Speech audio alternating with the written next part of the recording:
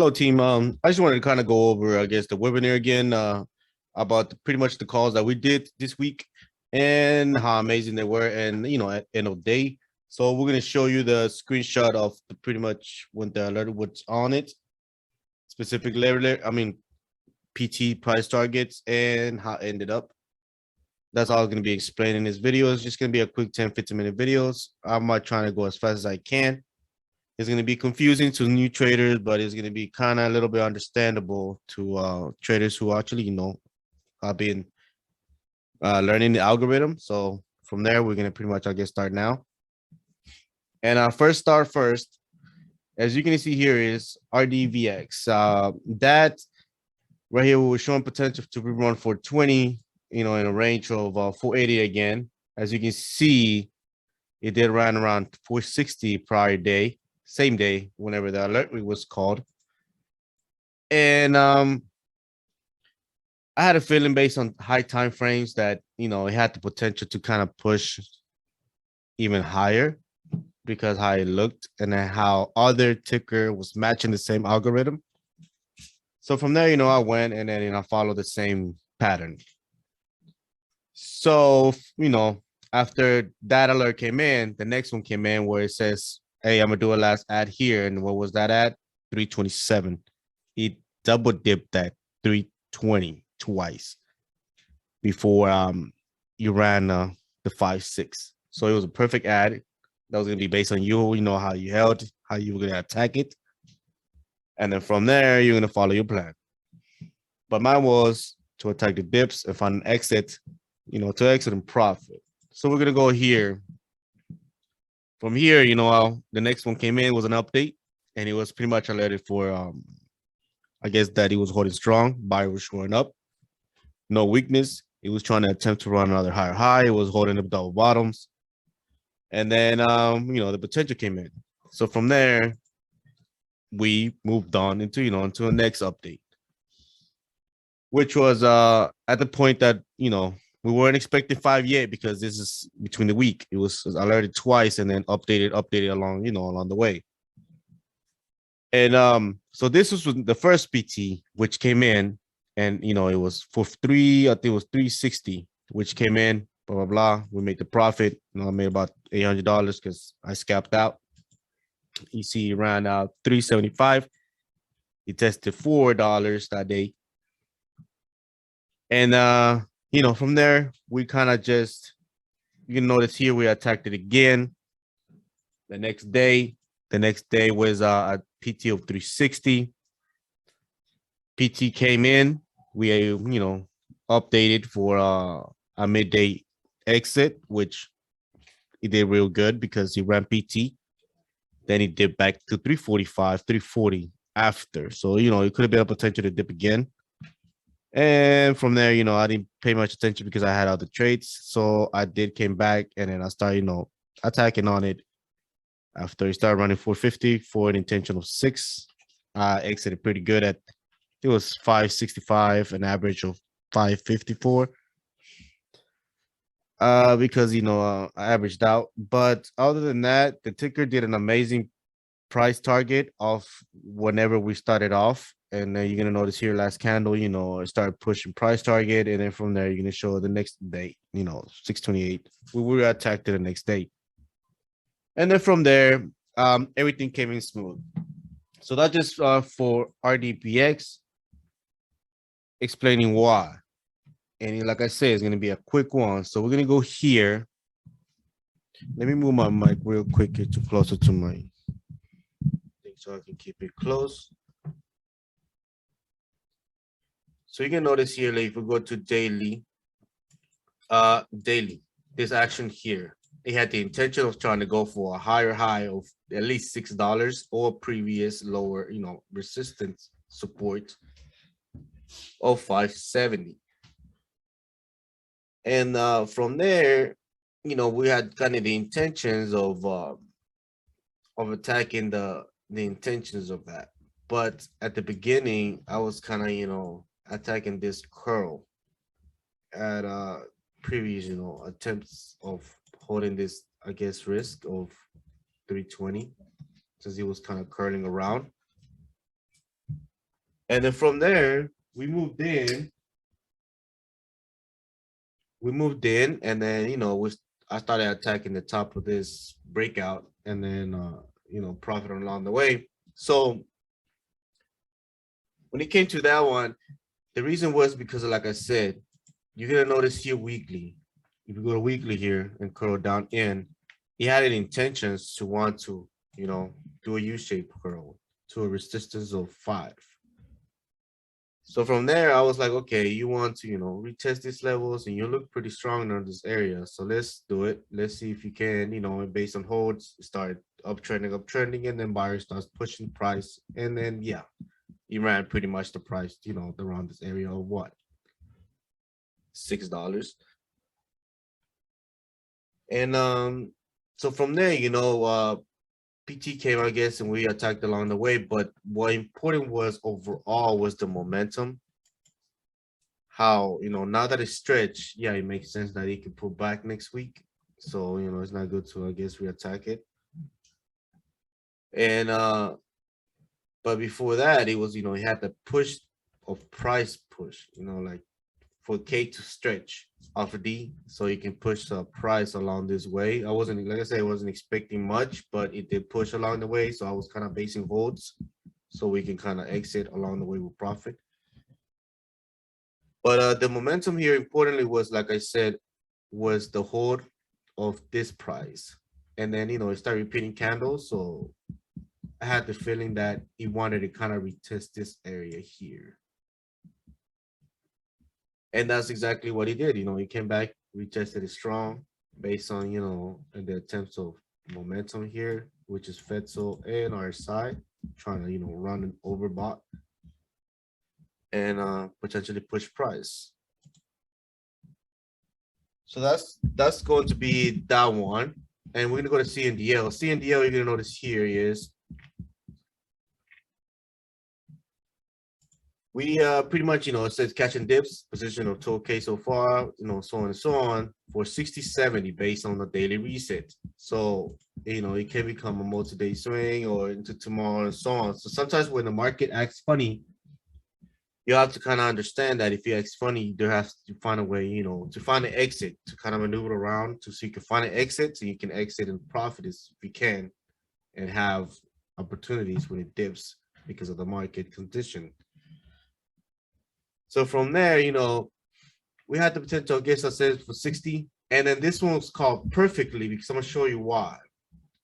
And this one was exit, SNDL locking profits go here because it's gapping, right? That layer was a 52.90. Dip around 50. It became, potential for dipping. And then guess what? 60.46. So let me go to SNDL.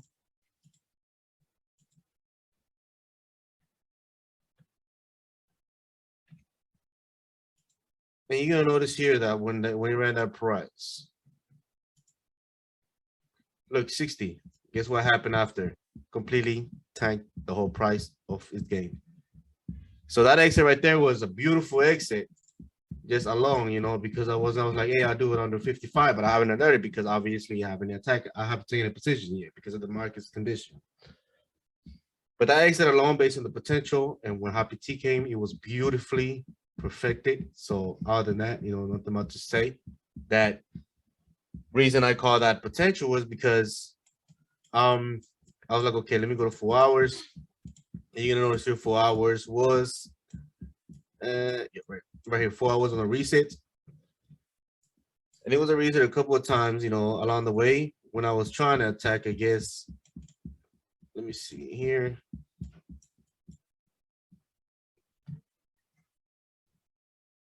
I was trying to attack this curl here, this side, so we can see if we can push a higher high of 60. That's why I say 60 or 70. So it's 60 around this area. That, based on when we're going to exit, that's going to be a momentum and candle. Especially if it's gapping or not gapping, popping or not popping, squeezing or running in through EOD. It's just so many patterns that it can happen. So based on that pattern, that's how we find the exit. So I know I had a feeling that it was going to, start pushing between the 60 higher high here into 70 if you wanted to have strong. But when I noticed that he ran the 60 and he was gapping in between, you know, the day with the market doing real bad, I was like, okay, you're about to lose the whole game. I'm just going to attack you next time. And that's exactly what he did, you know. Profit became beautifully, and that was pretty much it.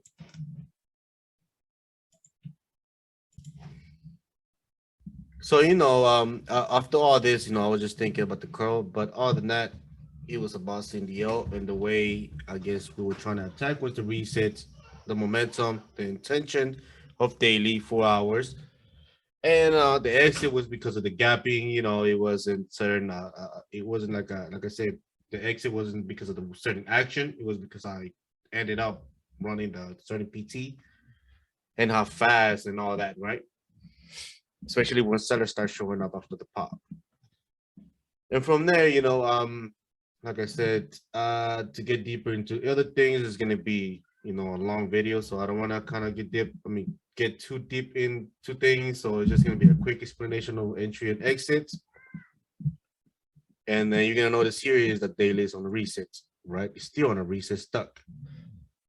But because the market is doing so bad, I should say NDL is not even doing any good and it's in the reset. So it's fine, it's okay, because obviously what happens is when the correction happens, the correction can end up even running 70 and put you in a nice profit run.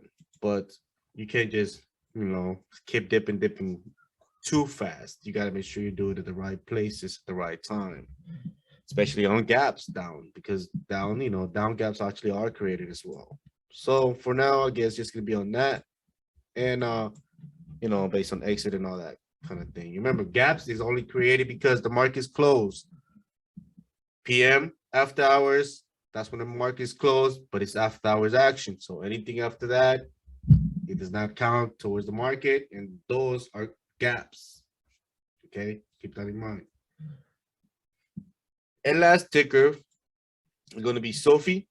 SOFI had a 600 mil float. Reason for SOFI and exit and entry was because, you know, I was kind of basing on the market. The market was going to do good. SOFI was going to do good. So I ran on, you know, with the SOFI potential.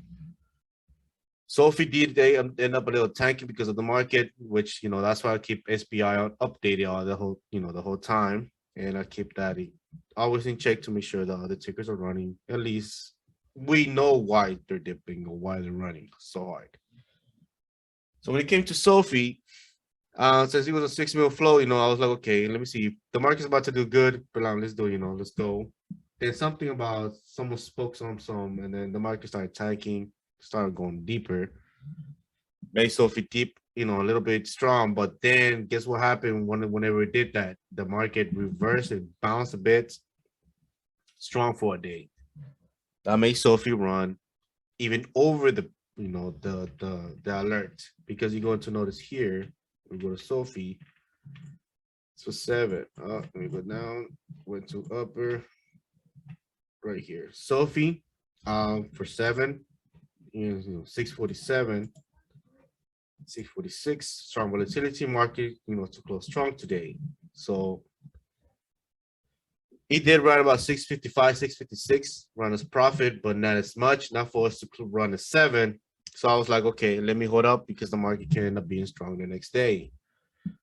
Guess what? This market was a little bit on heat run, opened up on an overbought potential. So that made the market dip a little bit, and it became a lot. So that's why, you know, SOFI ended up dipping pretty strong.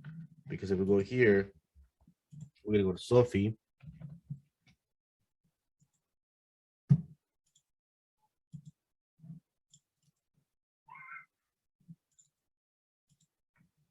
Got my kids playing outside right now. So you can see SOFI right here, 627. No, that's not it. That's Roblox. On the wrong dude. Okay.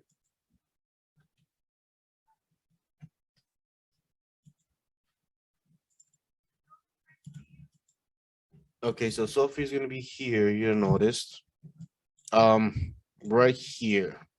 You know, market. It was kind of alert for this one, and then, you know, you're gonna notice that he started dipping up a little bit, but he held. Market next day dip a little bit more, and then he held, almost his gain. So guess what happened when the market bounced strong? He started to, ran over 654. So I was like, okay, you're about to get into a selling point because the midday is coming. In my chat, I guide about the midday, how midday works. So I don't want to, like I said, get along too much in the long video, but this midday potential was like, okay, it's time to exit, over profit a little bit because I took some dips here. I was in a nice profit. And then I exited out, and then guess what? It dipped again. And then, yeah, I didn't, try to dip again, even though you did around 675, which is fine. Let it do its thing. I'm not supposed to catch every single thing, but all of that, it did its thing. So I'm happy about it, how I, exited in profit. So with SOFI is because, like I said, SPI, the market condition. If the SPI is strong, SOFI is going to be strong. SPI dips, SOFI would dip. So I was kind of just basing that action on just overall that. And you're going to notice here, this is what the alert was. And if I keep going down, SOFI was alerted on Friday. Right here, it was like locking profit to push, repeat another time, and good average points. And then guess where it was at? 651. You're gonna notice, right? SOFI was here at this point here, 654. Guess what he did? He pretty much lost all his gain. And yeah, to run 675 the next day. So which is fine, unless, like I said, I'm supposed to catch everything. But other than that, look, even staff. That was an amazing alert as well, which is a 32 cents. And it was like, stab potential based on volume to action to run 35, 37. And then look, same thing at 32. And this was 6 in the morning. And you're gonna notice here is stab, boom. He actually did run at 35, he ran 36, and then even twice that same day. And then from there, exit came, and I even alerted that I was no longer in, that I was exit out. And then, long story short, it was a beautiful day, beautiful Friday, and we went to profit. So that's the quick webinar for today. For tonight. And then anything, you have any questions, just know that there is going to be a lot of stuff in this video that's going to be confusing, but that's what we teach in our chat. It's the algorithm, the heat, the resets, the support, resistance, potentials, and all that. So PT, price targets, volume, momentum, FEDs, RSI, so many things. So we teach even option spreads, we got spreads, everything, calls, puts. I teach you about the Greeks, the data, delta, DK, gamma, all that. And then from there, that'll be up to you. So anyway, if you have any questions, just always, you're welcome to ask us in chat. Don't forget, we offer 3 days trials in our chat, and then from there we will see you guys there. Until next time, peace.